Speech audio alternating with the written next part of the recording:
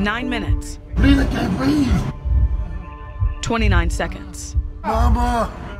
Of pleading. Please, in my dick. And pain. I'm through. Until his last breath. Don't kill me, man. Igniting a renewed movement here in Kansas City. What's his name? What's his name? I'm tired. We're all tired. We just want justice. That's all we're asking for. No lives matter! No black lives matter! No lives matter! No black lives matter! I want this to be peaceful and I want it to be successful. But more importantly, voices need to be heard. Freedom is for everyone. The call for justice for George Floyd continues today as protesters return to the streets here in Kansas City. Hopefully, if we make enough noise, it'll make a difference. When do we want justice? When do we want it? Now! You can't just ignore it. It's happening and you hear it. Black lives matter! Black lives matter! Black lives matter! George Floyd died on May 25th, 2020, Memorial Day. Just days later, this was Kansas City. I'm tired of seeing black bodies on the ground as a result of the police. The situation is not okay. You cannot keep killing us. You cannot keep harming us. You cannot keep trying to silence us. And so that's what we're out here for. I was out there too, watching, listening, and reporting live during the protests. The crowd will swell, we'll get some volume, some chants, and then it'll go back down. One of the things that struck me was the diversity of the crowd, how many young people I saw. A lot of people we talked to said, we just want them to hear us. People raised their concerns, their voices, and their fists demanding change. I'm looking around at this sea of all different flavors out here right now that have become appalled at this injustice. We, as African Americans, have endured for so long. A year later, we went to the people who spent those summer days in the streets. We who believe in freedom cannot rest. I was worried about getting back in that space again. What space? Of just the pain, of the hurt, of the thinking about my son. Until it comes. My mother would always say, one of the first words she ever heard me say was, freedom now, freedom now. So to have to be, to come back around to that as a 59-year-old woman, still in the streets going freedom now, because of the same things that were happening then are still happening now, you wonder, but you have to do it. You have to do it. Black lives matter!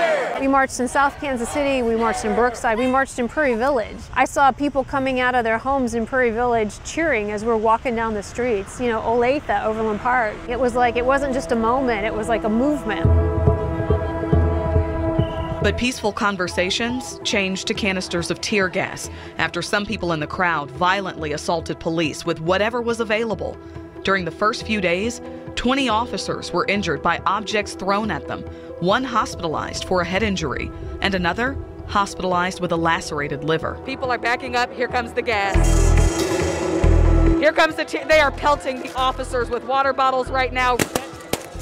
This is not live ammunition that you're hearing popping on your screens right now. Days of peaceful demonstration devolved into destruction. It's been a very, very tense scene here outside the plaza. Vandalism, fires, frustration. Then, the dawn of a new day. We need you to be allies. Listen to us.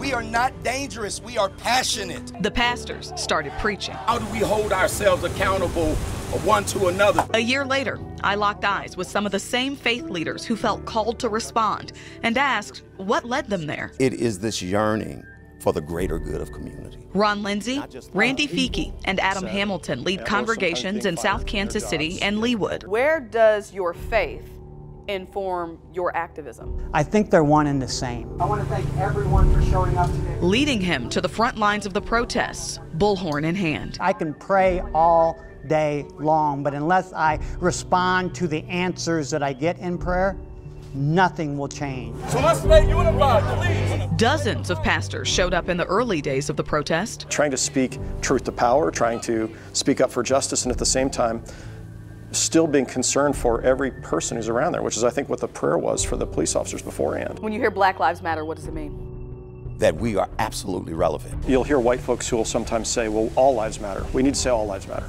And part of what I've shared with our congregation is we have to say Black Lives Matter because it's not self-evident in our nation's history that Black Lives Matter. It's pretty implicit that white lives matter in America. And what isn't implicit is that Black lives matter, and that's why it has to be said. One moment marked the protests here in Kansas City. If you ain't got the to protect the streets and protect and serve like you was paid to do, turn in your damn badge. Local activist Terrence Maddox walked me through his account of what happened with police. They sprayed my daughter first at point blank range with a K9 fogger, and then they sprayed me and just kind of pulled me out into the street with full force. When you saw the video of what happened to your dad, what do you feel? I just felt like that was unfair. Like the whole point is to get the situations and the killings to stop, and y'all just arrested him for nothing. That just escalates more problems. In March, a Jackson County grand jury indicted KCPD officer Nicholas McQuillan, who's now charged with 4th-degree assault for the incident. What does justice look like to you for your daughter? Justice looks like to me a simple apology. Brad Lemon, president of the Fraternal Order of Police, released a statement that reads in part, Officer McQuillan employed the lowest level of force available to him, later adding that the individual here had no injuries or lasting effects from the use of the spray. I couldn't believe that he would say that. You know, he has daughters himself. At some point, the father has to come out of him, the real man has to come out of him and say, hey, you were just out of line. But why would you be nice? Instead of him trying to lie in his statement on me about me trying to resist an arrest or something like that. But yeah. Were you arrested? No. There were others. Sean Cerns was blinded by a projectile. Elise Villario was also injured by Kansas City police officers at the protests. Even though they weren't aiming for me, they hit me, broke my finger in 2 places. I wanted to bring in Kansas City Police Chief Rick Smith to ask about everything that happened here and address things like use of force, accountability, and community trust. Despite my best efforts and more than 2 months' notice, he declined. Thankfully, a KCPD major and a captain did decide to come down and sit with me face to face and give me some perspective beyond some of the images we captured of police at the protests. What stood out to you from those moments? I would say the emotion, just the tenacity of the protesters. Like, no, we won't change. We demand change. Last year, our cameras captured Captain Jeffrey Hughley. I decided, you know what, I'll go over and talk to him. Be like, hey, just explain the why, right? Like, hey, we don't have it totally secure, so this is why we ask you just to kind of not be in the street. This wasn't the only interaction he had at the protests. Who do I call? Do I call the police? So do I call police doing the brutality? I'm seeing a murder happen right now.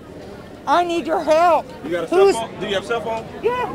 That's your best witness right there. That's why we're here today, because there was another cell phone that captured an incident that should have never happened. What is the feeling for you when you see some of the videos that a lot of these young people are seeing? I would say that, so it's kind of what we're all taught as a child very young. What's right is right, what's wrong is wrong. And whatever side that you're on or the profession doesn't excuse that. This uniform, or kind of commonly referred to as that blue wall, no, I see everything and it's black or white, you know?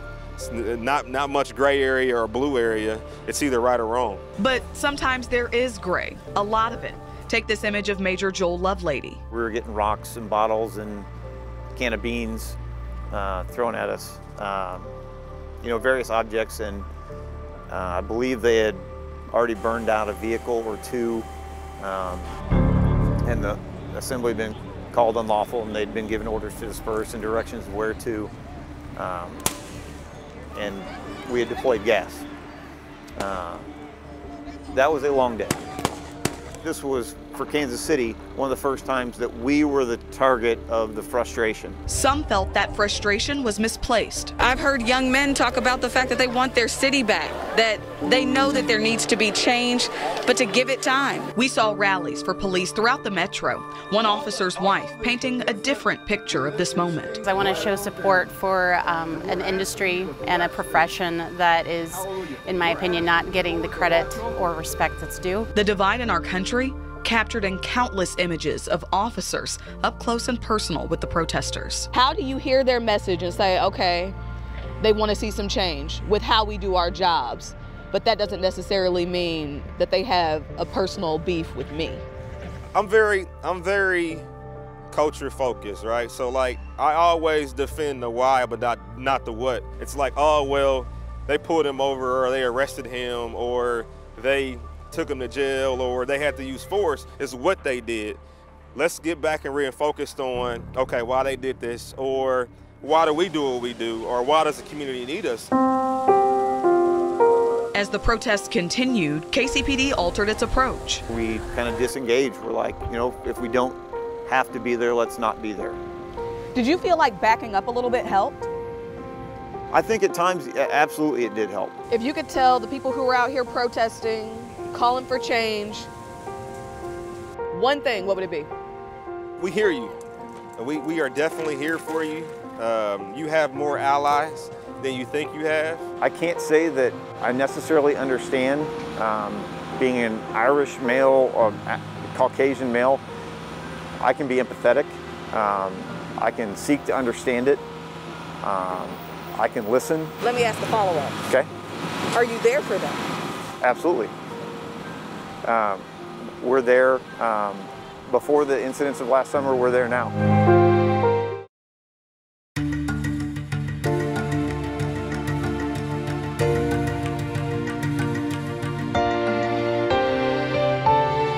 Several bottles have been thrown at many of the officers right now. As a result, there have been about a half dozen arrests. One of the conversations I witnessed was someone screaming with passion, "Stop killing us." Very tense.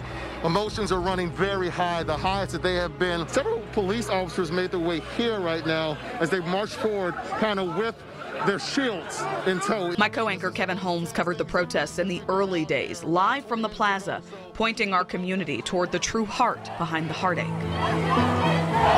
Our TV station is about 3 blocks away, so I walked over here on my dinner break. When you get here, what do you see? What do you notice? I notice a melting pot of people. Walk me through your feelings when you first saw the George Floyd video. Disgust. Strong word. Pain. Anger. It's even tough to talk about. I mean, it's more than a year later, and it's tough to talk about just watching it, both as a journalist and as a viewer, and as a black man. To have to watch them through those 3 prisms can be exhausting, man. But for me, it wasn't what it looked like, Kevin. It was what it sounded like. Mama! When George Floyd called for his mama, every mother knows what that sounds like. And I think for me, that has never left me. Neither has this interview from our coverage with a woman named Missy. As a black woman, the struggles, does the message hit home a little more poignantly for you? I have a 17-year-old son. It absolutely does, because I'm out here for him. Looking back, we learned some things. It forced us to look in the mirror as journalists to see how we're dealing with that word empathy. And, you know, there have been many times where we haven't. Calls for change are also challenging us to be more accountable to our community, too. A lot of times people say, well, y'all focus more on damage to a building than the loss of a life. What do you say to those people? As we look on the plaza now, there were some places that were on fire. There were some places that were boarded up. They're fine today. George Floyd isn't here. This is horrible, and I just decided to help. So here I am, because this is my city, and this is ridiculous.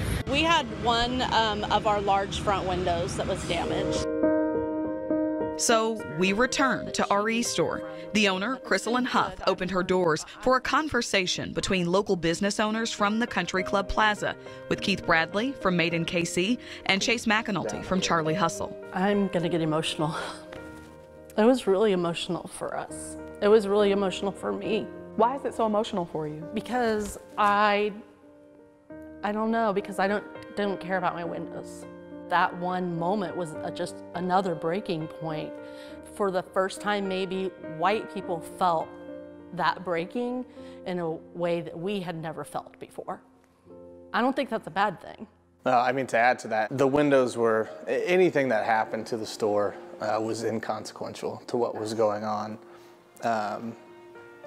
Like Chrissy said, nothing really mattered other than, you know, seeing the bigger picture. Keith, I want to come to you. We actually came to your store because you boarded up, but the front of Made in KC was plastered with signs in support of the protesters. We wanted, again, to lend support to something that was going on that was much larger than our business, even much larger than our city. We participated in Blackout Tuesday early on, closed all of our stores to allow our team a day off to reflect on everything that had happened. We started working on a Black Lives Matters collection. The proceeds benefited the Prospect Business Association. Plus, we built a campaign called 1K for KC. We helped over 130 families pay rent, pulled 8 of them out of eviction and 2 of them out of foreclosure. RE made a donation to the Troost Collective and hosted a special event at the store. Was that healing for you in any way? I think so.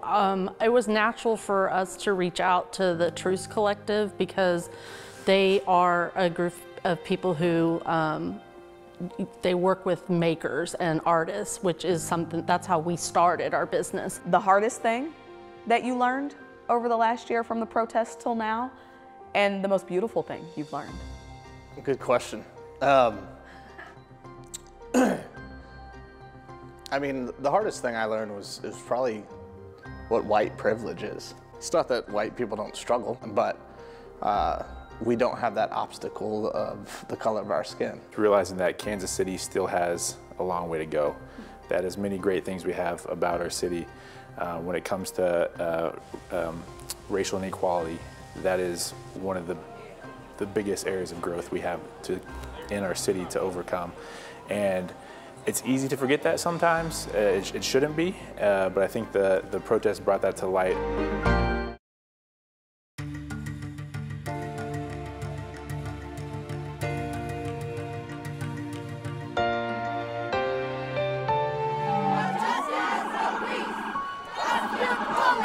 It's not just Kansas City.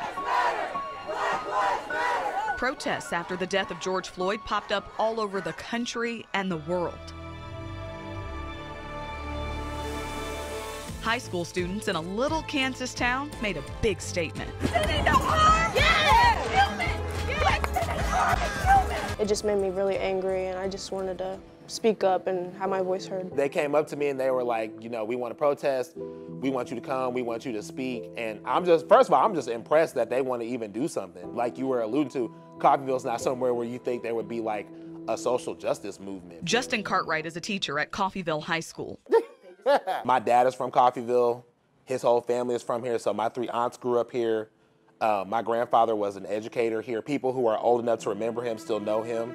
So me teaching here is like a full circle coming home type of moment. When his kids came to him for guidance on getting a protest organized, he was incredibly proud. It was like a positive burst of energy for the town. Like that was really cool. And the kids all did it. It's like, there's so many people there, and I was just happy that everybody could come together. That's a story they could tell generations. Like that's really exciting. Activist and attorney Stacey Shaw was a prominent voice during the protests in Kansas City. What did you hear? A lot of anger, but we started chanting. I started shouting, hands up, don't shoot. They're going to be reminded of our rightful outrage. People feel like you sanction threats on police officers. Absolutely not. The only thing that I said is that we need to make sure that their family, and I did say including their children, everyone needs to know if they are living with a monster. Shaw is part of a coalition in Kansas City that camped out at City Hall, calling for KCPD Chief Rick Smith to be fired and to decrease funding for the department. In our conversation, she told me why. No matter how much you get the community involved, it's not a community problem. It's a police problem. The police need to fix themselves. But when we talk about real solutions, real mental health treatment, real drug abuse treatment, why don't we fund our schools? Why don't we fund safe housing? Why don't we fund neighborhoods? Why don't we fund increased job training? The VOZKC came together as a group and decided to do this action today. MANNY ABARCA is with VOZKC. I remember us all getting together and taking a picture, and it was at that moment that we all walked away and were like, yeah, this is we need to be present for not only this movement, but for many movements in the future. VOZ means voices. The Latinx group of activists are using theirs to center the Black Lives Matter movement here in Kansas City. We share the same issues. We live in the same neighborhoods. We grow together, and the reality that if this could happen to George Floyd, it could happen to any one of us. Several images from the plaza protests include this sign. It says, "Tu lucha es mi lucha." The sign's in Spanish. Yeah. Why? I think it connects the issues, right? If we want to change use of force protocol, right, to make sure that we're not actually seeing somebody die, seeing somebody get killed under an officer's knee, right? That's the sort of measurable I want. Often it has been criminalized just to be black and existing in America. Kansas City Mayor Quinton Lucas says the protesters pushed the city forward. There's a whole bunch of stuff that has passed that would not have passed without their voices. Changes in how protests are treated, data reporting, what types of excessive force violations are happening, changes in third-party investigation of shootings. Right, we have the Highway Patrol investigating every shooting. KCPD got body cameras. The city decriminalized marijuana, parking tickets, and jaywalking. But most people believe there's more work to do. Yeah, it feels incomplete. I think because we haven't been willing yet, broadly enough to have that conversation on, all right, what fundamentally needs to change? What is the message you take away from the protests? I think the message I take away, I'm encouraged. You saw thousands of young people pouring out into the street, exercising their constitutional rights, demanding change. That, to me, means that there's a whole new horizon. It's about time. It's about time that Black lives do matter. I would tell my friends, come join me. You know, it's not, you know, sometimes what makes the news isn't exactly the most exciting thing. So come down and be a part of this and have these dialogues, because you're going to learn something. After all, history is watching. What's his name? Which pieces are we tearing out? And are we willing to stand up and speak up when injustice shows up? We need a lot more of the listen to the pain people are experiencing and figuring out how do we solve these problems from here. And have conversation where hearts can be moved. That's what politicians, that's what the law enforcement, that's what needs to happen. And then policies can change from that. How do we create a culture where there is that trust? Well, one, I think both sides want that. So you're at least headed in the right direction. It is a sign that their voices have mattered and that we need the advocate's voice. We need the community's voice. I have a picture of my youngest grandson who is standing holding hands with these two beautiful brown little girls. I hope that they will see themselves in 20 years and that they will be able to tell the story of how it used to be. If we can have any kind of part in making that a better place to live, we got to do it. Your voice matters no matter where you're from. It was a powerful movement. It is a powerful movement that we'll continue to have conversations on for many years, I think. No justice, no peace. Protests here lasted for weeks.